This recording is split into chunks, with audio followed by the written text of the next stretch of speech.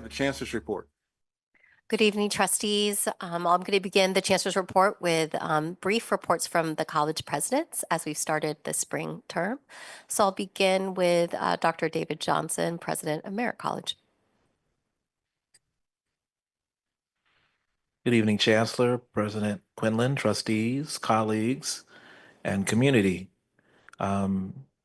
Trustees, you have my report, which highlights our kickoff for Black History Month. It was very good, and applauds a service learning project that our students in our Psychology 10 course, which is Psychology of Life, Basic Principles, a service learning project that they did with the Women's Drop-In Center and Bridget House located in Berkeley. So I want to spend my time tonight to formally invite you all to an event that Merritt College is co-sponsoring.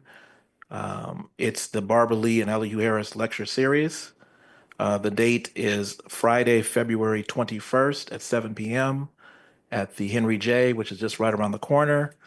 Aside from the namesakes, Honorable Barbara Lee and former Mayor Elihu Harris, we are going to have our current mayor and your former colleague, Mayor Kevin Jenkins, will be in attendance, as well as the Honorable Congresswoman Lateefah Simon. And we're all going to be there to welcome the minority leader of the United States House of Representatives, the Honorable Hakeem Jeffries. This is going to be an opportunity for us to be in community and cogitate on the challenges and opportunities that lie ahead in these very interesting times. So hope to see you there.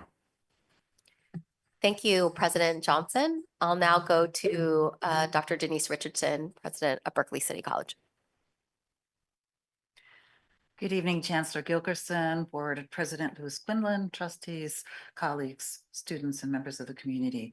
I would first like to sincerely thank the board for your consideration of BCC Agenda Items 7.3, 7.4, 8.1, and 8.2. BCC has had a spirited and memorable celebrations for Black History Month, which featured a compelling and informative lecture by my colleague, Dr. David Johnson, and today for Lunar New Year, a performance by incredibly talented lion dancers and drummers. As noted in our board report, over 20 BCC faculty, students, and staff took part in a focus group that was sponsored by the Downtown Berkeley Association. What really stood out for me was the thoughtful engagement of our students and community members who clearly understood the pain points that exist in our city and provided very thoughtful and practical suggestions for doing a better job supporting our undocumented community members and our chronically unhoused members of our community, particularly those dealing with mental health challenges. I would also like to express gratitude to Downtown Berkeley Association President John Kaner for giving us the opportunity to weigh in on establishing the priorities for advancing the city of Berkeley. This concludes my report for Berkeley City College. Thank you. Thank you, President Richardson. Now turn to Dr. Rudy Besikof, President, Laney College. Good evening, Chancellor Gilkerson, Board President Quinlan, members of the governing board, colleagues in education, and as always, our valued students and community members. Laney College continues to support our students in so many ways, and one shining example is our Basic Needs Fair, which is a monthly event held in the Laney College Quad. And for this semester, it will be held starting tomorrow, February 12th, and then also held later in the term on March 12th, April 9th, and May 14th from 12:30 to 1:30. At these events, students have access, and they also have access through our Eagles Nest Basic Needs Center, to vital resources and support services, including a community lunch, clothing pop-up, and information about on and off-campus resources aimed at addressing needs beyond the classroom. These events happen thanks to the leadership and dedication, and she's with us in the public this evening, of Katrina Santos, Basic Needs Coordinator, and the great team, of student employees, as well as many in our Student Services Division. In closing my report tonight, I would also like to say thank you to the many Laney College colleagues who made our beginning of term events on campus a success. And within your board report this evening, you have details about our Welcome Week activities, Black History Month events, and our amazing Lunar New Year celebration, and so much more that is within my report this evening. Thank you. Thank you, President Besikof. And now we'll turn to President Dixon for College of Alameda. Thank you so much. Good evening, Board President Quinlan, members of the board, Chancellor Gilkerson, and of course, our classified professionals and faculty and community in the space this evening. COA has kicked off this semester, I think, with a real big bang. We've had a couple of enrollment festivals take place on our college campus where we brought on 110 students from across the Alameda and Oakland area.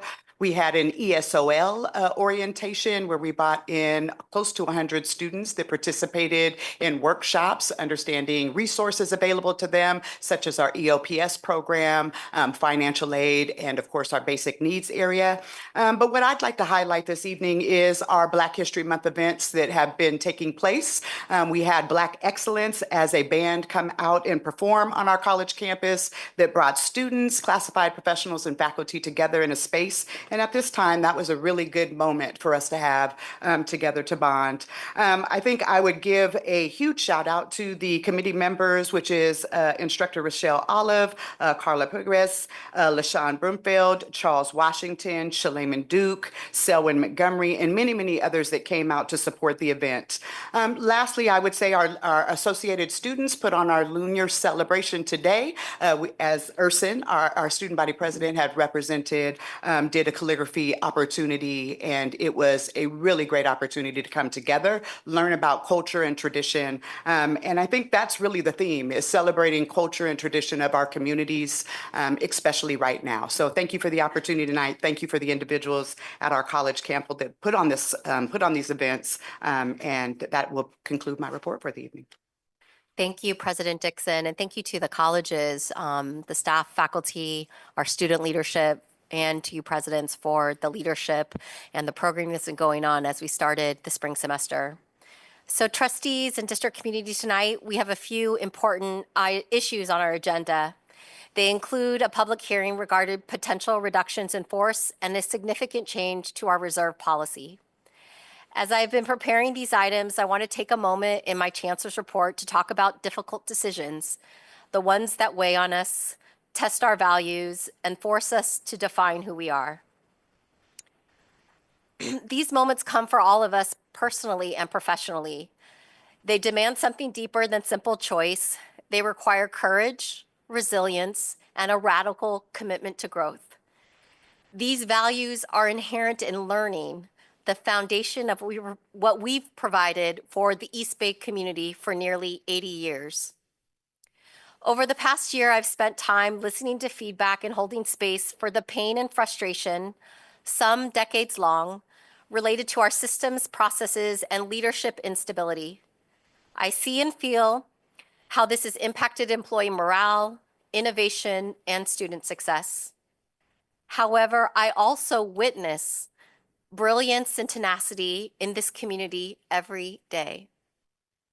Look no further than the Peralta equity rubric being used locally and internationally, or the Restoring Our Communities program, which supports current and formerly incarcerated students. Consider the infrastructure and support from our undocumented community resource centers, aiding undocumented and mixed status students and families in uncertain times. Our faculty and staff lead statewide conversations on professional development, teaching excellence, and award-winning programs like Merritt's cybersecurity, College of Alameda's apparel design and merchandising, Laney College's women's basketball, Berkeley City College's media arts, and the Peralta Citizen. And just recently at our January Flex event, we saw career education programs driving innovation, providing students with real-world experiences and igniting solutions-based ideas beyond our imagination. All of this is happening right here. Tupac Shakur's poem, The Rose That Grew from Concrete, teaches us that even in the harshest conditions, beauty and strength emerge. The rose did not ask to be planted in cracked pavement. It did not receive the nourishment of rich soil or the comfort of a gentle spring. Yet it persisted, pushing through adversity, refusing to be defined by its circumstances. Peralta and our 4 colleges have faced and sustained inordinate amounts of concrete, systems and structures that were not built to nurture, and situations like budget deficits, declining enrollments, legislative mandates, and the list goes on, where the odds seem impossibly stacked against us. We find ourselves here once again, but like the rose, we have a choice. Do we wither or do we push forward? That said, I do not wish to romanticize struggle.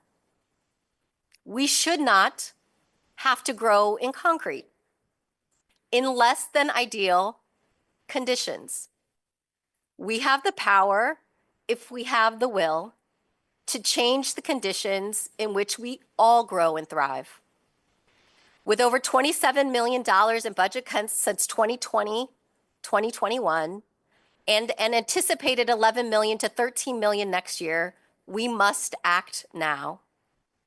This is not about casting blame on those who came before, but about contributing meaningfully to a collective outcome. Whether in our individual work or through broader reimagining, we must serve this community with integrity, commitment, and shared values. We must go beyond just surviving. We must transform our environment. Bell hooks in teaching to transgress reminds us that education is not about passive obedience. It is about breaking barriers, questioning power, and embracing learning as an act of freedom.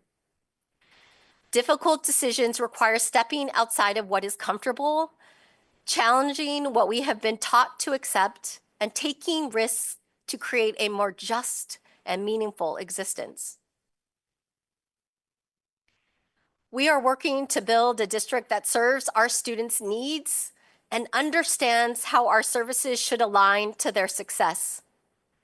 We have started addressing broken systems by improving things like the contracts process, launching a new vendor portal, streamlining payments, tackling long-standing facilities issues, and managing capital projects with greater oversight. We are redefining safety and revitalizing shared governance as a means for fostering collaboration. This shift requires us to move from individual efforts to collective understanding and action, instilling hope and confidence in our future. As painful as it is, potential reductions in force are part of a survival strategy, one that addresses short-term challenges while allowing us to reimagine the future of Peralta. This is not just about maintaining what exists, but about seeding opportunities for transformation. Some have asked why I have not simply laid out a plan to relocate the district office, sell land, close a college, or secure new funding sources. These questions require deep engagement. To properly engage on these questions demands that we stand firm in our shared governance principles, creating opportunities for creativity, collaboration, and meaningful contributions. The actions we must take now are hard but essential for us. We've started to ask these questions at the January 31st District Shared Governance Retreat, including what could our colleges look like if we were radically redesigned and not competing with each other? As a central focus for the inquiry and action planning of our committees this semester. Bell hooks challenges us to move beyond passive acceptance and into action. And am I choosing what is easy or what is right? Am I allowing fear to dictate my actions, or am I daring to transgress, to break through boundaries and create something new? I've come to learn that difficult decisions are not just obstacles. They are opportunities to define the world we want to build and the people we want to become. We all want Peralta Community College District to succeed. The question is, which direction will we take to achieve that goal? If we only work to preserve our current structure, we will continue to cut until we have nothing left. Instead, we must revitalize, attract new students, and forge new partnerships. More importantly, we must remain focused on equity and social justice, increasing support for student completion, and addressing persistent opportunity gaps for disproportionately impacted students. If we allow external forces to dictate our future, we risk losing the ability to infuse our values into a long-term plan. We risk erasing the history that has made Peralta a home for generations of students and employees. But I believe in our ability to take focused collective action, both at the colleges and district-wide, to listen to students, examine our data, and engage in thought-provoking and difficult conversations. Through this, we can honor our past, serve our present, and shape our future. There are many possibilities before us. I'm grateful for the Board of Trustees, our leadership team from administration, faculty, classified professionals, and students, for your patience and faith in me as your chancellor and in each other. May we be brave enough to grow, to lead with faith in one another, and to exhibit the vulnerability we so often cherish in learning. I am confident that together we will improve our district and better serve our community. Thank you. Thank you, Chancellor. Next agenda item is a review of Board Policy 5020 and administrative.